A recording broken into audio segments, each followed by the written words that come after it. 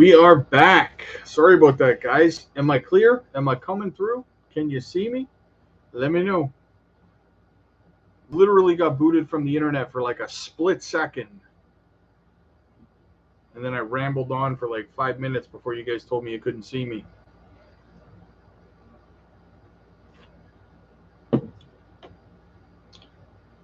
All right, we are live. Facts. Good to see you, brother. Good to see you, man. All right. Let's get. Good thing I never got too far into things there. Yeah, my internet went out for, like I said, for like a split second. And then it was back. It's like, go figure, right? So, like I was saying, will Richard Hart fight the SEC, negotiate with the SEC, or run from the SEC, or destroy the SEC? And to be perfectly honest with you, I completely forgot that this whole Richard Hart being sued thing was going on because it's just been radio silence across the board for it. So, I don't know. I guess we'll see. He'll probably settle with them, though. Okay, so apparently the SEC settled with another crypto company. It says we announced settled charges against Linus Financial Inc. for failing to register the offers and sales of its retail crypto lending product, the Linus Interest Account. Why would they settle knowing that the SEC literally just lost a lawsuit accusing secondary market sales of being securities, and they were found to be wrong? Why would you settle based on that? That is the stupidest plan. Probably because they just don't have the money to fight, right? Gary Gensler's picking the bones of the small companies, trying to put them out of business. Like, I can't wait for this. I'm pretty salty towards Gary. Can you tell? It says the SEC will continue to hold companies accountable for failing to comply with federal securities laws. This is why I get PO'd, guys. Just reading this makes me feel some kind of way, because this is bullshit, right? He says we'll continue to hold companies accountable for failing to comply with federal securities laws. Bro, you just lost in court saying that these laws you're claiming are laws were laws. They're not laws. Like, so to put out a statement like that is a little infuriating, to be honest with you, right? Like, I cannot wait. Tom Emmer, I don't know if you guys caught that part of it, but Emmer is trying to put forth an amendment to restrict access to Gary to have access to funds in regards to filing lawsuits against crypto companies. So if they're able to do that, if Congress is able to do that, then Gary will no longer have any money to file lawsuits against crypto companies unless approved ahead of time. So remove his funds, then he's screwed, right? He doesn't want to listen? Fine. Take his money away. Then what are you going to do? I'm very salty towards Gary. Okay, let's get into some of this bigger news here, guys. Leading enterprise crypto company Ripple acquires Fortress Trust. Ripple, the leader in enterprise blockchain and crypto solutions, announced today it has agreed to acquire Fortress Trust. Fortress Trust is a financial institution that provides licensed Web3 financial, regulatory, and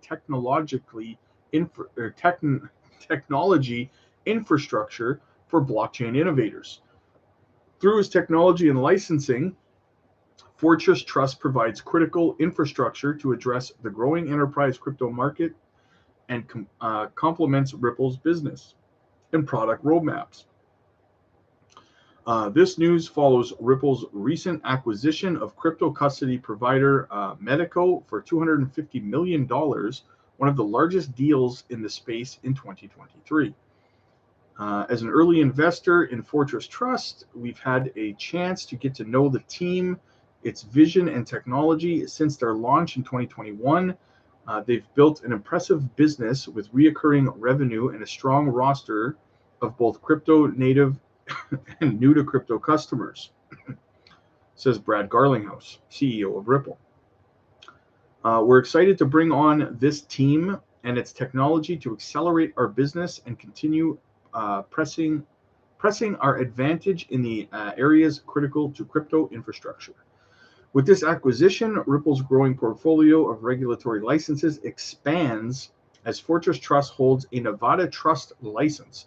Ripple and its other subsidiaries collectively hold a New York BIT license, more than 30 money transfer licenses across the U.S., and an in-principle major payment institution license from the Monetary Authority of Singapore, the country's central bank. Licenses are a powerful enabler to build and deliver best-in-class customer experience for entrepreneurs, for enterprises using Ripple's crypto infrastructures across our payment and liquidity solutions, says Monica Long, president at Ripple. Acquiring Fortress Trust affords us a lot of opportunity to both improve the current customer experience in our existing products and explore new complementary products, all in service of becoming the one-stop shop for enterprises looking to convert, store, and move value on blockchain around the world. Best known for its flagship payments product, Ripple was the first company to address the multi-million-dollar pain point in cross-border payments utilizing blockchain and cryptocurrency.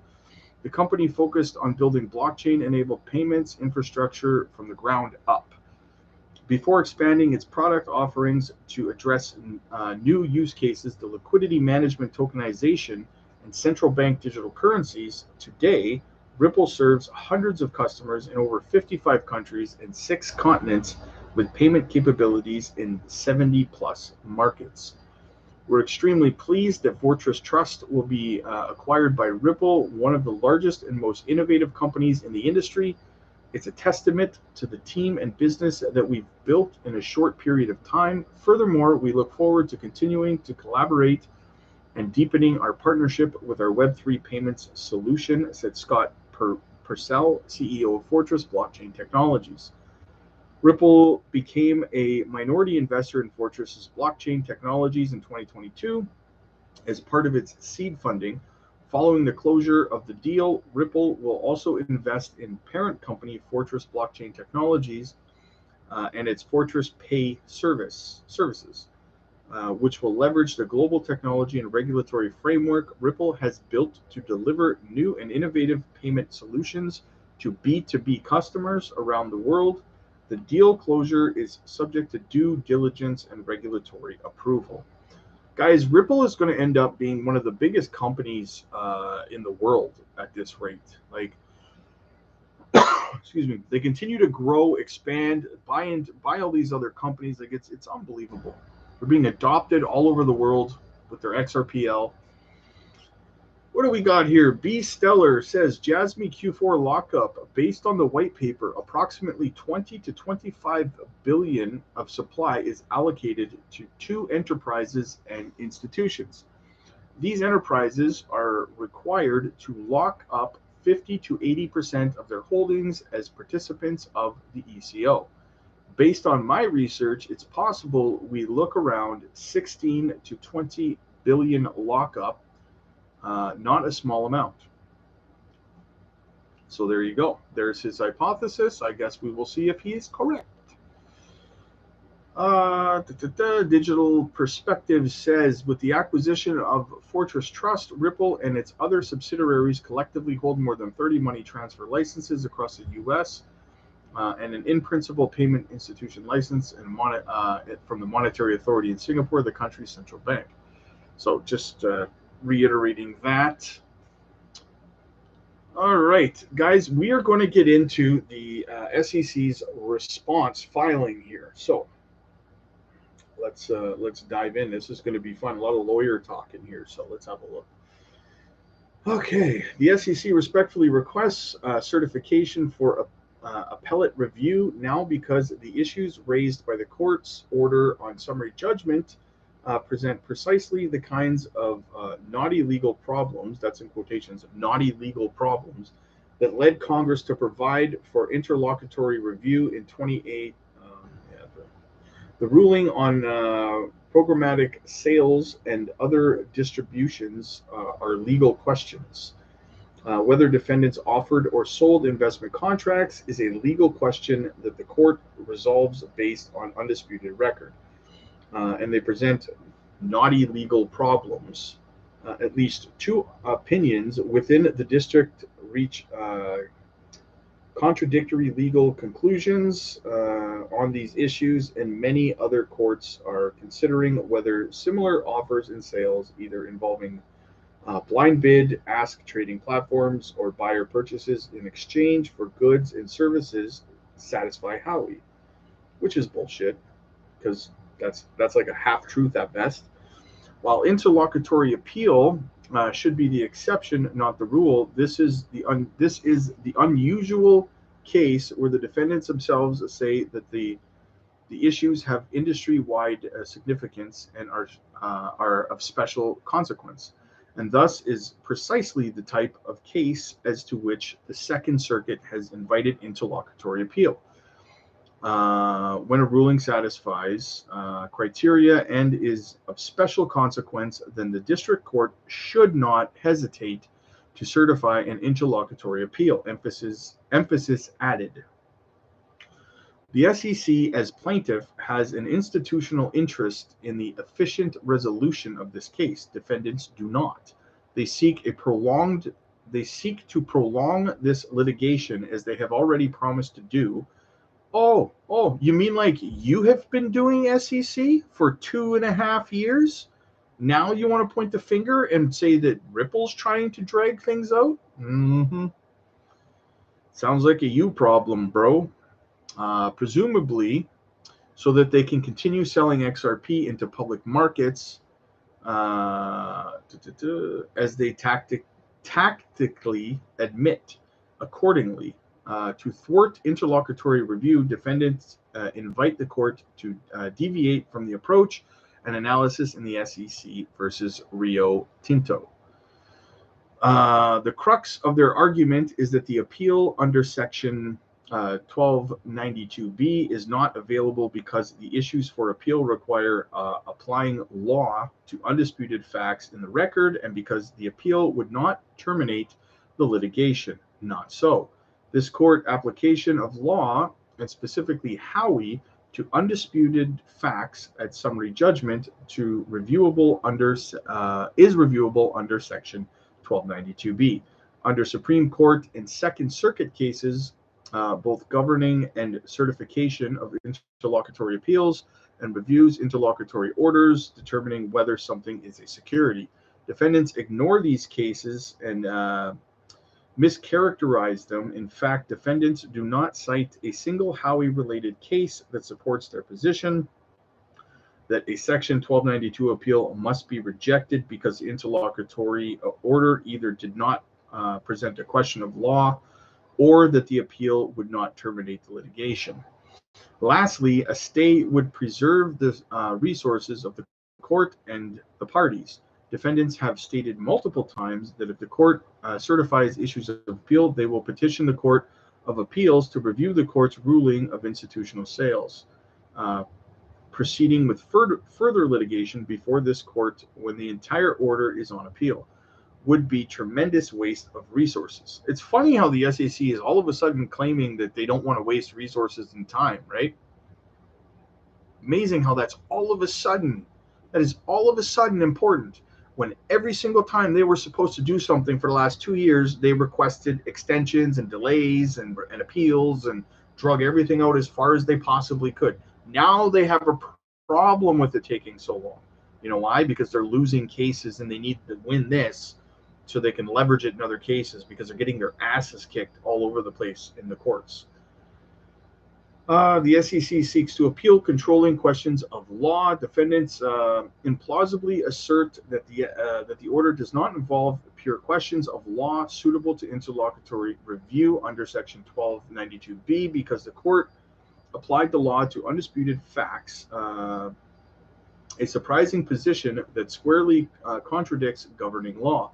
In fact, defendants do not cite a single opinion involving Howey in which the court concluded that the interlocutory appeal did not involve a question of law. The lack of support is telling, and it reflects the well-established and oft-repeated principles, including by this court, that the ultimate question of whether an instrument is a security is a question of law and not of fact. Taking defendant's argument to its logical end would mean that a district court's application of Howey would never be the subject of an interlocutory appeal. This is because, by definition, such ruling necessarily involves the application of Howey to the fact presented in each case. The end could require the Court of Appeals to study the factual record. But the Second Circuit has on multiple occasions granted interlocutory review of whether an instrument constituted a security in cases that have required the court to study the record before. And at least two Supreme Court cases applying Howey originated on interlocutory appeals shows that the existence of an investment contract presented controlling questions of law. Then they cited a case here.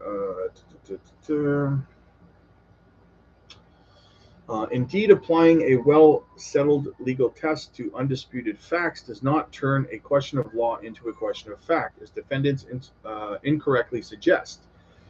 To the contrary, the existence and degree of which factor is a question of fact, while the legal conclusion to be drawn from those facts is a question of law. Then they cite another case. Defendant's position also directly contradicts a recent Supreme Court decision defending a pure question of law, a summary judgment, Dupree versus Younger. According to the unanimous court, purely legal issues are issues that can be resolved without reference of any disputed facts. The court also explained that pure questions of law are those whose resolution is unaffected by future developments in the case. In other words, if a court grants summary judgment as a matter of law based on undisputed facts, that the ruling would be untouchable or unaffected at trial. Then the issue decided was pure question of law. This is exactly what the court did here. The court's order resolved whether programmatic sales and other distributions constitute the offers of sales of securities without reference of any disputed facts. This court correctly noted that it was resolving these questions as a matter of law. Order at 15. Moreover, these issues will not be changed in any way by the trial on the aiding and abetting charges against the individual defendants. Thus, the order as to programmatic sales and other distributions present question of law for appeal, right for appeal, sorry. Defendants wrongly contend otherwise by pretending as if the ruling on programmatic sales and other distributions did not rest on the undisputed facts. However, only the order denial of summary judgment on an aiding and abetting charge raised a genuine dispute of material facts, which is why, in contrast to programmatic sales and other distributions, the court's ruling on aiding and abetting does not present a pure question of law, nor did the order hinge on the sufficiency of the record.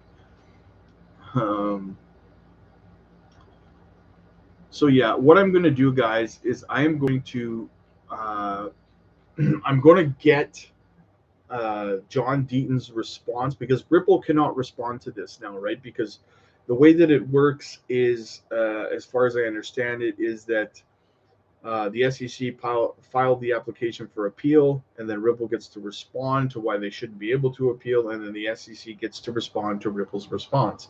But then Ripple doesn't get to respond to the SEC's response. So otherwise, we would just continue going back and forth all day, right? So what I'm going to do is I'm going to wait for Deaton and Hogan, because those two guys break down responses and break this stuff down extremely well. And I will give you guys my comprehensive breakdown of what they have to say about it at that time. So yeah. But very interesting. I think that the SEC is falling flat on their face here, in my opinion. I think it's laughable, and I think the judge is going to laugh at them if they're sitting there complaining about the Ripple wasting time and resources when they've wasted time and resources for 2.5 years. Is laughable to say the least, right? And we got some SEI network news. TFM has integrated with SEI to improve the user trading experience through the use case of their DEX aggregator.